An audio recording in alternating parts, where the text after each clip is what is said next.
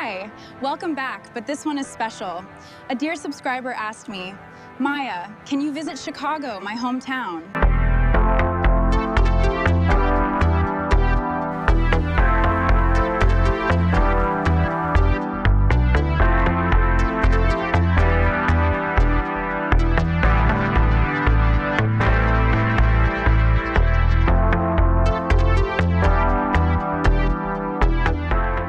September 1980.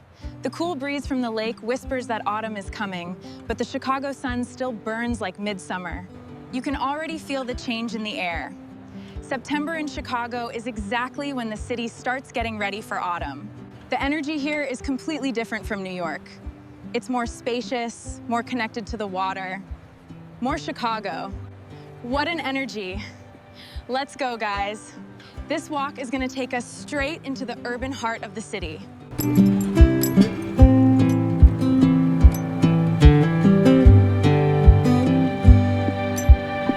Welcome to the Loop, the absolute heart of Chicago.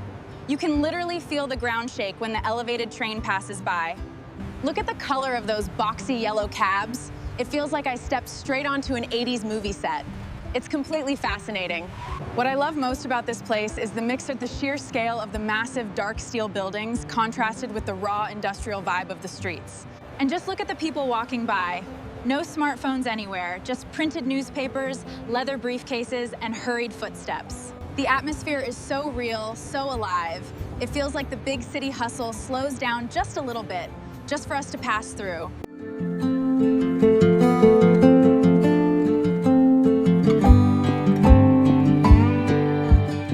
We've made it to State Street. This avenue is legendary. In 1980, it's the absolute beating heart of grand department stores. Look at the sign on that store right behind me. Those analog designs and rounded fonts just scream late 1970s. It's pure nostalgia. Street commerce here is massive. The store windows are fully analog, packed with colorful mannequins and vintage vinyl records on display. The style of the people on the sidewalks is a total time machine. So many brown suits, plaid patterns, and big, voluminous hair. Walking through here makes you feel like an actual part of Chicago's history. This city pulses with an urban energy that is unique in the world.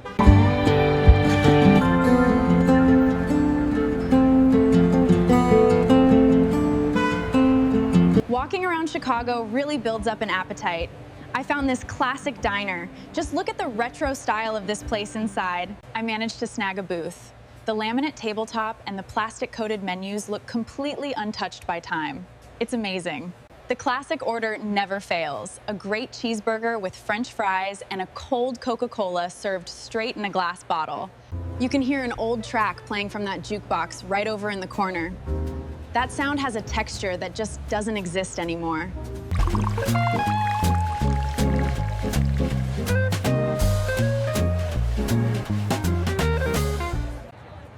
Back in the sun, we just entered Grant Park, which people around here call Chicago's front yard. Take a look right behind me. We've made it to Buckingham Fountain. In 1980, it's already one of the biggest landmarks in the world. The park breeze carries tiny water droplets from the fountain straight to your face. It's the perfect way to cool down in this September heat. Walking through here, you can see kids playing and people reading paper books. Life just moves at a more analog, present pace.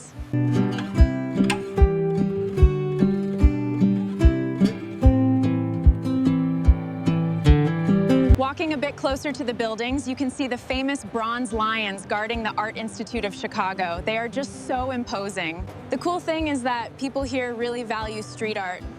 There's always an independent musician playing some classic. And look at the architecture all around us. Chicago is considered the birthplace of modern skyscrapers, and you can definitely see why. The movement never stops, but nobody seems stressed out. People are just enjoying to walk around and talk without any rush.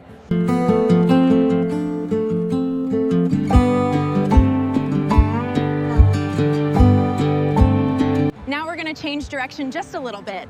I'm taking you to see one of the most iconic bridges over the Chicago River. Let's go! Look where we just made it to. This is the Michigan Avenue Bridge. The view from up here is simply spectacular. The river water has this unique green shade.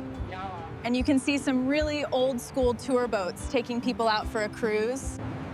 The cool thing about these bridges is that they actually split in the middle to let big boats pass. Looking over in that direction, you can see the iconic Wrigley building with that gleaming white facade. It looks like an actual urban palace. This mix of water, metal, and history makes this exact spot one of my favorites. Let's cross over to the other side.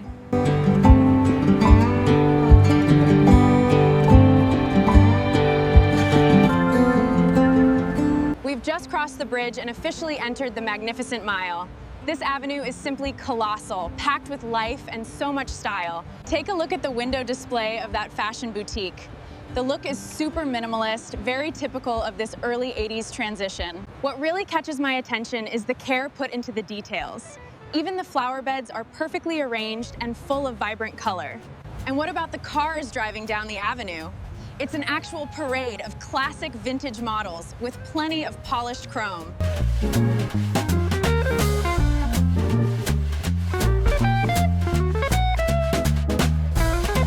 Look at the Chicago Water Tower. It looks like a little toy castle right in the middle of these giant skyscrapers. It's just too cute. What's most incredible is thinking that it actually survived the Great Fire of 1871. All this limestone just bravely resisted. Right across the street is the pumping station, which also survived. The two of them together make up this historical complex. The contrast between old and new is just palpable. Limestone right next to the modern steel of the John Hancock Center is fascinating.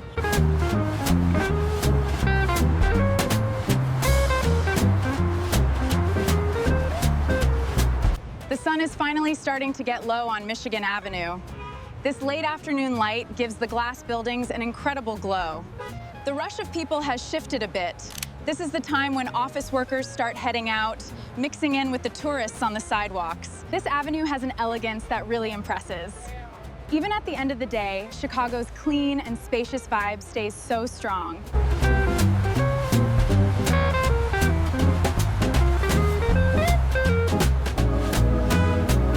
The sky is shifting into this incredible shade of pink. It's that moment when the city feels like it's taking a deep breath before the night begins. Look at the sunset reflection on those building windows. It looks like the glass is on fire in shades of gold and copper. Way in the back, the Sears Tower is still catching the last bit of sun at the top. Down here, the light is already getting very cinematic. The streets are getting a bit quieter for a moment. It's that strange, pleasant calm before the 1980s nightlife wakes up.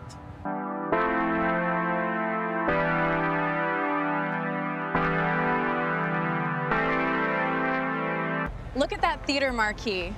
The movie The Blues Brothers premiered this year, and it was filmed entirely right here on these streets. If you want to hear the real blues, this is the place.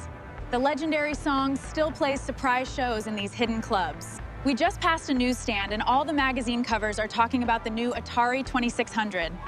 Video games are changing everything. The radio in that taxi right behind me is playing Funky Town. That song is absolutely stuck in everyone's head this year. I'm gonna stop by that classic diner over there to grab an apple pie and wrap up the night like a true local.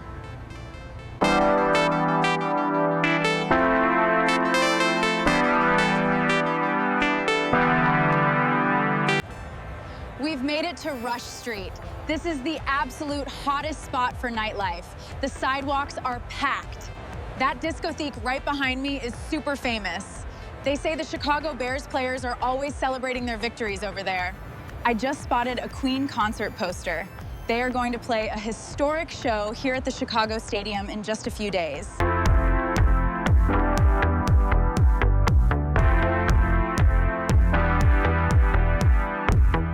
Our walk through Chicago ends right here on the illuminated avenue.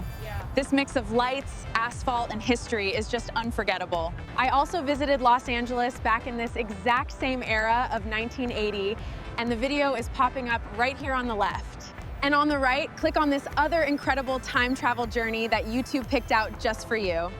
I'll see you next time. Bye.